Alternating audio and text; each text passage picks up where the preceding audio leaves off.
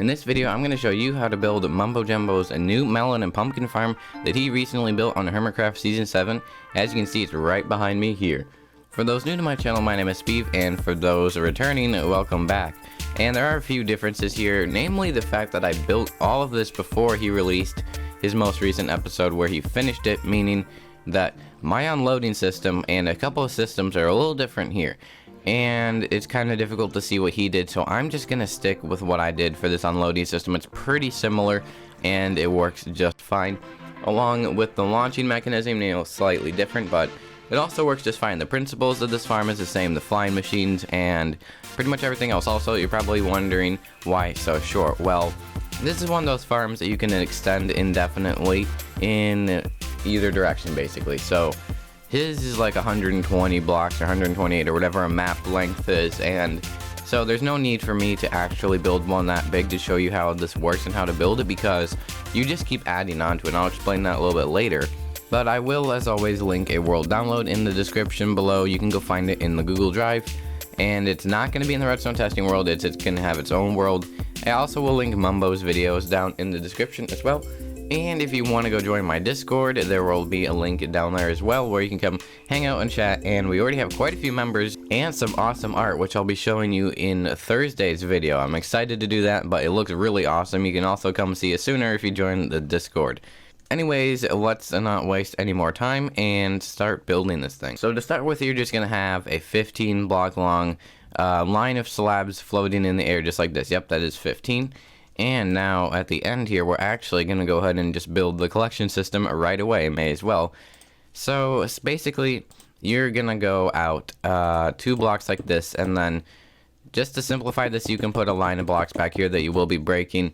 And now you can take hoppers and place them every other block down this thing. But when you get to the final one, then this will just be on this end like that. That's how that's supposed to be. And that's all good. So you can remove these blocks now, and you can place droppers facing downward off of every single one of these hoppers. And now you can place blocks in between those droppers, because that's essential for the automatic unloading systems, which we're going to build now. So you're going to come down with some slabs. Actually, we're just going to use solid blocks. So you can come down like that, and you can place a comparator and then a repeater. And then you can do this on every single one of these platforms, just like this.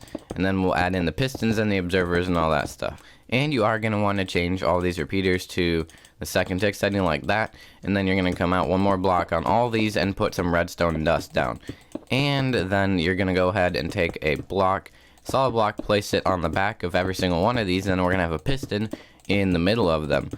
So once you've done that, you can go ahead and take some sticky pistons. You can place a sticky piston there, and basically off of all of these. And you can also going to have to go one block over just like that.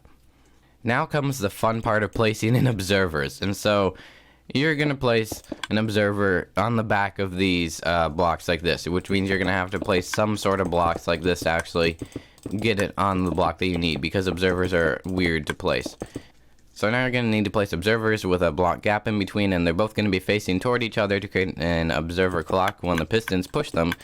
And you're just going to have to do that on all these. You'll also notice that if one of these gets some items in it, that actually will trigger both of these, which is fine, because it it can speed up the unloading, and it doesn't really affect anything. But you will see that the item got dropped. So you'll notice that if I put items in here first, and then I put items in here, they'll right away start getting dropped, because it triggered 2 of them, because it powered this block, which actually powered 2 droppers at once. So that's actually the unloading system all complete. Let's just build the collection system real fast, and then we'll kind of be done with this side. We're just going to build up all the fancy complicated stuff on the back. The hardest part of this is what we're doing right now. So you're going to take some glass. I mean, you don't have to use glass, but just because you can see through it, we're going to use glass, and you're going to place it and create a wall all along the back here. And then over here, you're going to come down, you're going to place just a line of glass like this.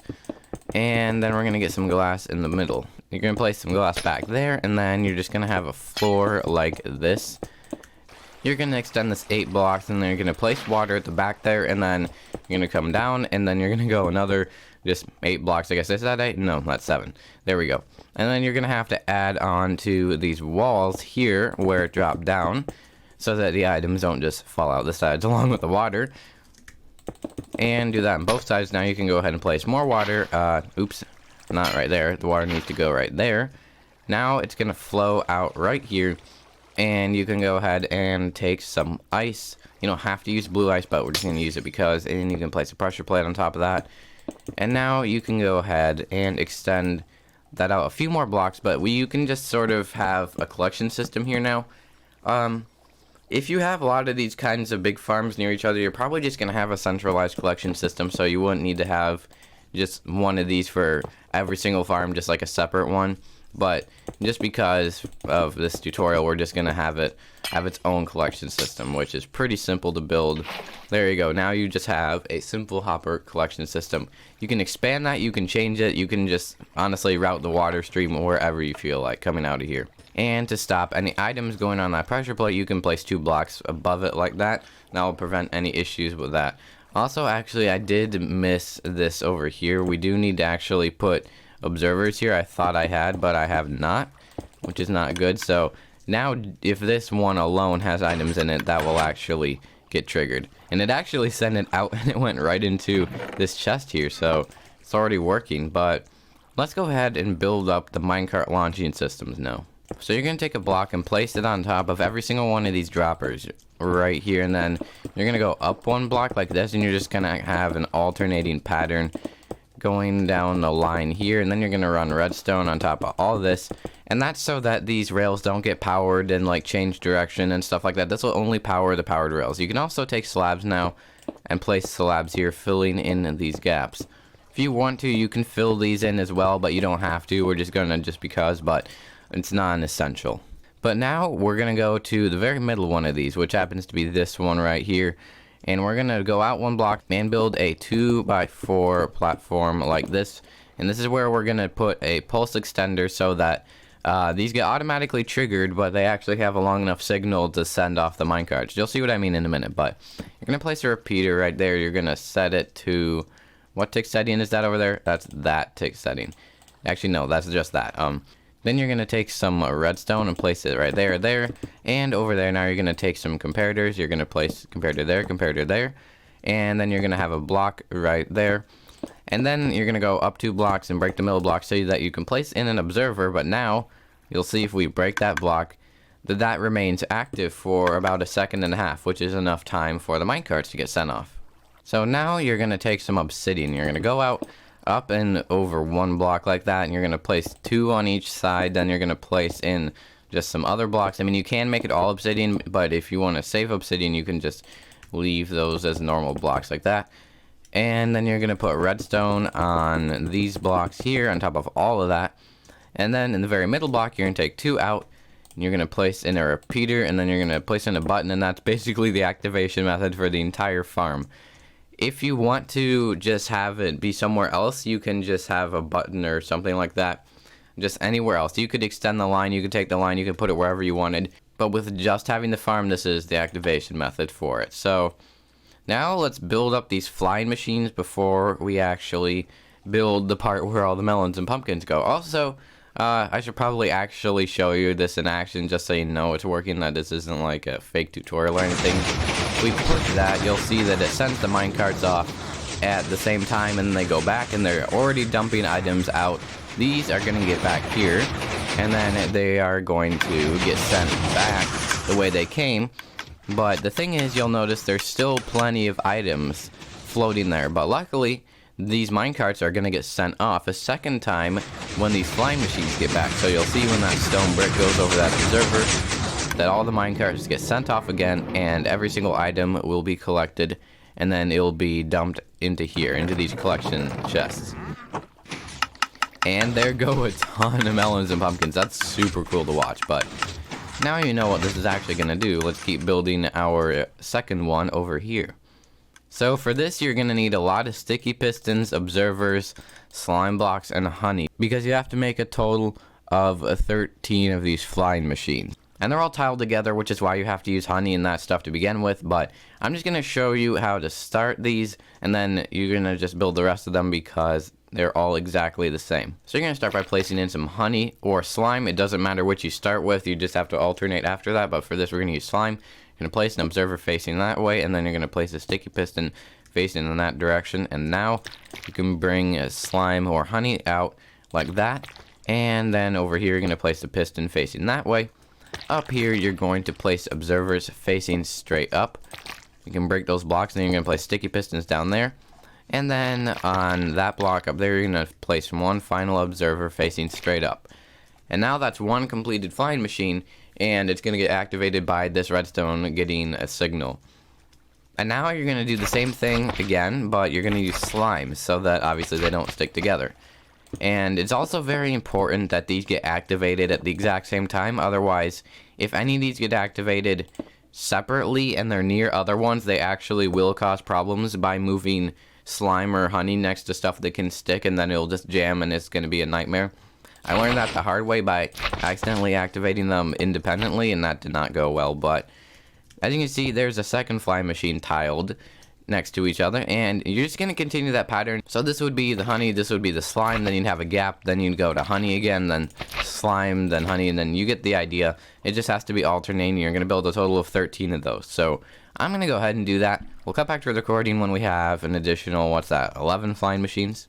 Hey, and there we go. A full bank of flying machines is fully completed and in place now, which means that pretty much the hardest part of this farm is done in terms of redstone. It's a lot of just grindy bits now, which is basically just placing in slabs, rails, dirt, pumpkins, and more slabs and melons, and yeah. You probably heard Mumbo complaining about it in his video, and after building even a small part of this, I can sympathize with him a lot. Anyways, may as well get started on that. So pretty much what you need to know about the bottom of this farm is that you can extend it indefinitely provided that you have the resources, and you're always going to have a 9-block gap in between each redstone block and powered rail. So basically that's the first block, so that's 3, 6, and then 9, and then you're going to have redstone block, and then you continue the pattern. You can basically make that go as far as you want. Mumbo's is like 128 or something, so whatever combination of blocks gets you closest to that, I guess, would be the most accurate to Mumbo's.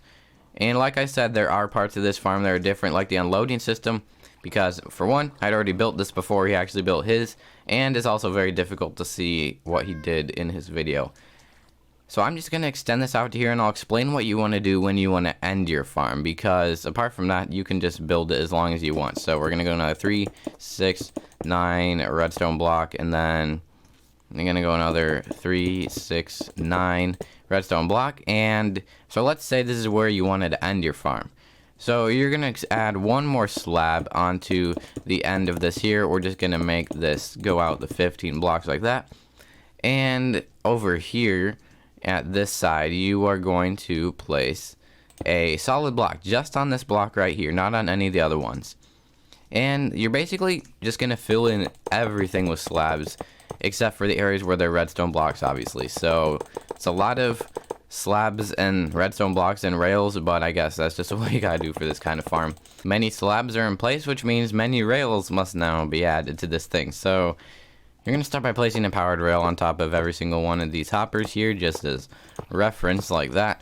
And now you are going to take this and run minecart rails from this first one all the way down the line here. And then you're going to put powered rails, obviously, on top of every redstone block. And when you get to this, you're going to loop it around. You're going to have more powered, and you're going to go back in the other direction, making sure that this rail stays connected. So you're going to go back to this end here, and then you're going to connect this up. But you'll see that when you do that, it does change the way that the rail goes. You're going to have to break and replace it. And that is one full minecart just loop, I guess, created. So you're going to do that on all these other ones except for this one. And that's because this farm is an uneven number of blocks, which means that there's not going to be a final loop, which means that we just have to have a powered rail here. And that's why there's a solid block, so that the minecart can just bounce back and go down the same way that it came up. But the rest of these, you're going to have them loop around. And yeah, so I'm going to go ahead and do that. Then we'll get to placing in dirt and side slabs and lots of other fun things on this farm. Well, here we go, everyone. The minecart rails are in, which means there's a little bit now you need to do on the sides here, and just add a border of slabs around the entire thing, just like so. And we're going to do this all the way around, just like that. Now we can actually do a test run of these minecarts. So there's going to be a minecart on every single one of these powered rails, or technically unpowered rails. And you can test the minecart system just by breaking that block.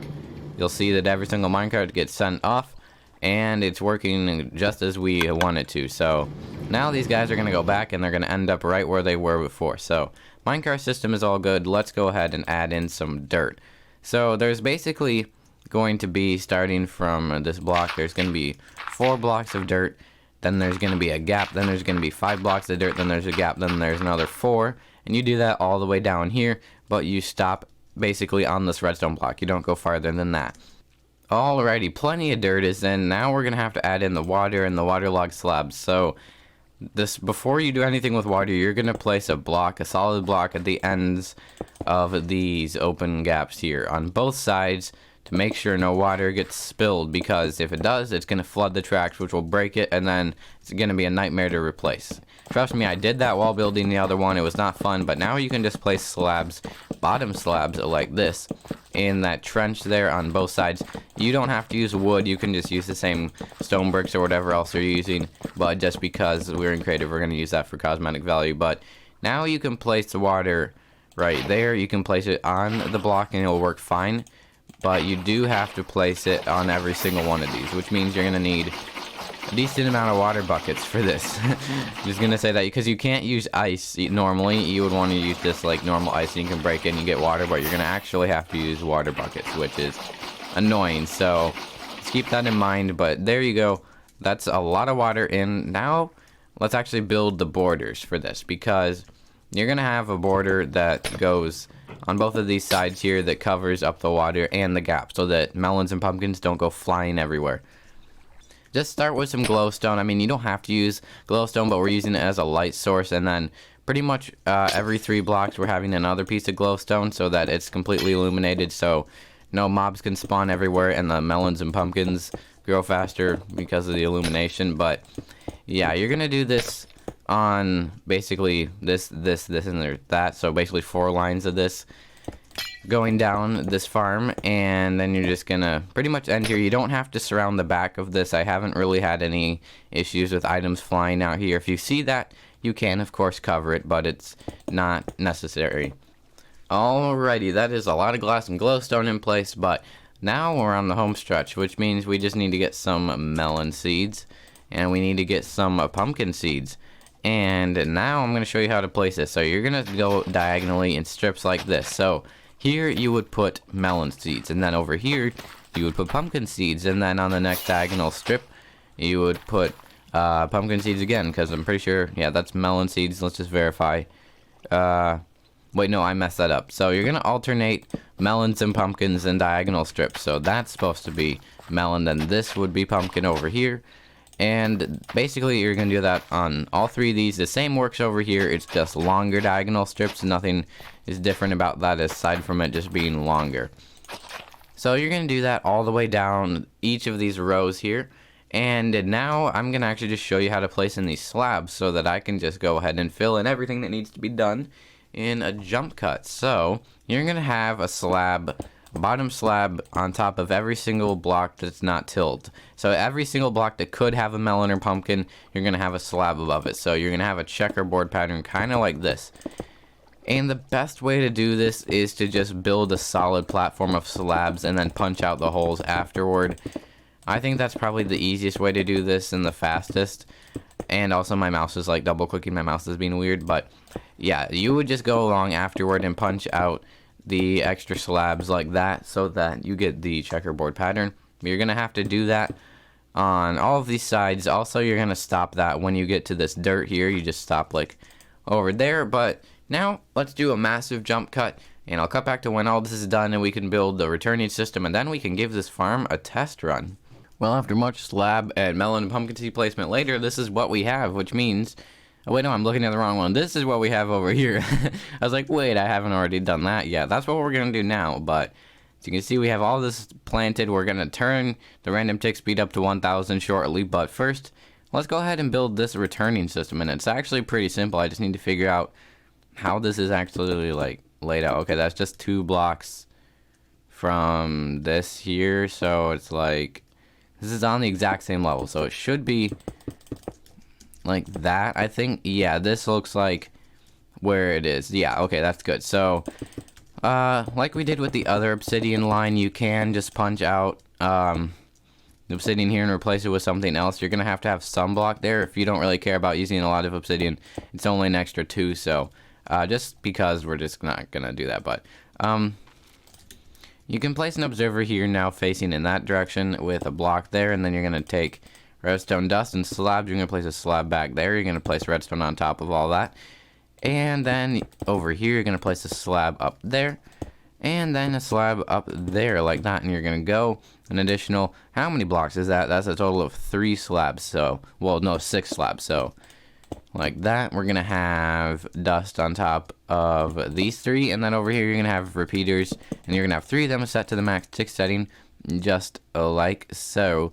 Now you're gonna take some droppers, you're gonna place them like that so that they face upward, and you're gonna place 2 of them on each end here, and then you're gonna place a normal block here.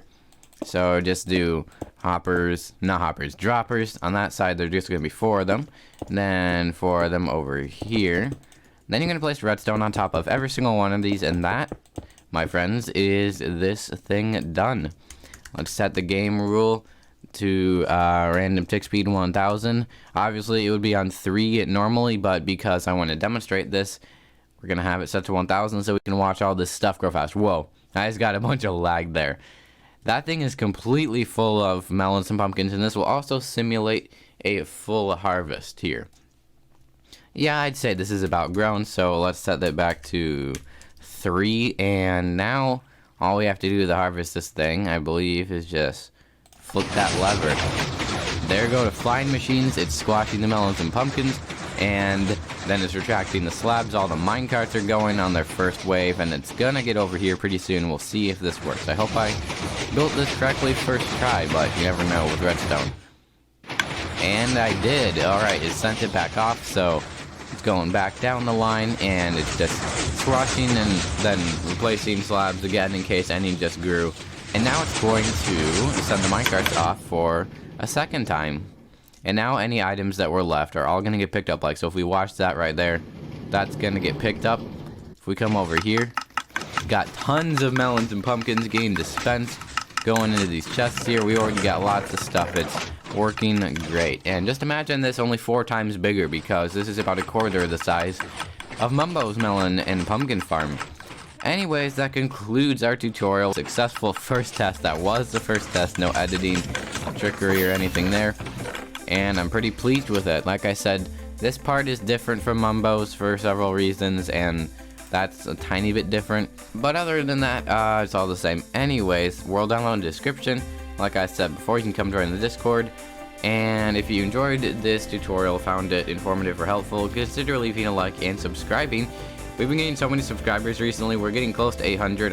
I'm not sure how many we're at now, but we're pretty close to 800, I believe, at the time of recording this. So thank you so much for the support. But anyways, I've been Speed. Thanks for watching. I'll see you in the next video or live stream. Bye.